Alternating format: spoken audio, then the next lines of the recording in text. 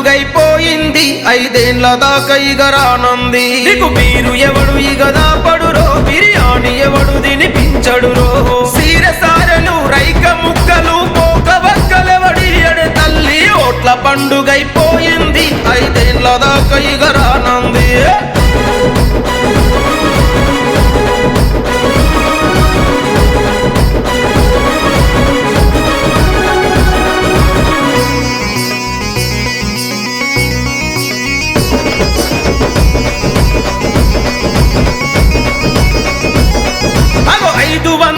చిల్లర రోజుకు 27 కొత్తల నీ బతుకో సంతలో పశువుకు ఉన్న విలువ ఒక ఓటరుగా నీకు లేదు ఎందుకో బర్రెను కొంటే 60,000 ఎద్దును కొంటే 80,000 గాడిద కొంటే 20,000 పందిని కొంటే 10,000 గాడిద కుక్కలు పందుల కన్నా చౌక బేరం ఓటరు నీ బేరం ఓట్ల పండుగైపోయింది 5 ఏళ్ల దాకా ఇక రానంది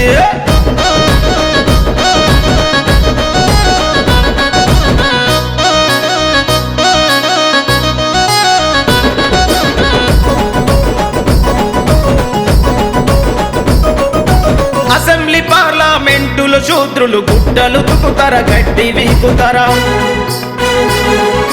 చదువు సంధ్యలే నీ శ్రమజీవులు గొర్రెల వల చట్ట సభలకొస్తారా అలగ జనానికి ఓటు ఎందుకని అగ్రవర్ణాలు హేళన చేస్తారా పీడిత బతుకుల కండగా నిలిసి పీద బిక్కితల రాతలు మార్చి బాబాసాహెబ్ త్యాగంతో సాధించిన ఓటు చరిత్ర మరిచిరి ఓట్ల పండుగైపోయింది 5 ఏళ్ల దాకా ఇక రానంది మీరు ఎవడు ఇగదా పడురో బిర్యానీ ఎవడు తినిపించడురో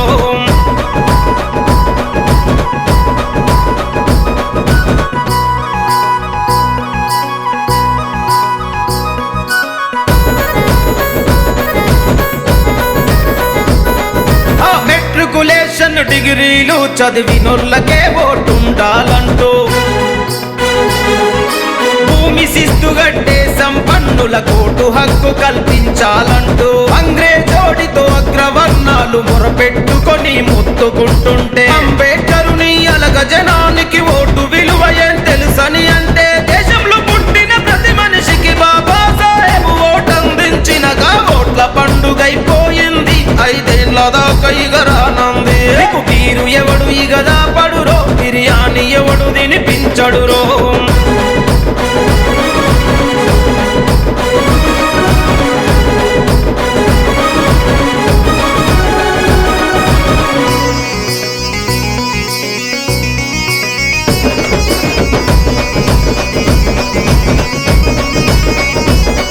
అరే 3% ఉన్నోళ్ళంతా మన దేశాన్ని శాసిస్తుంటే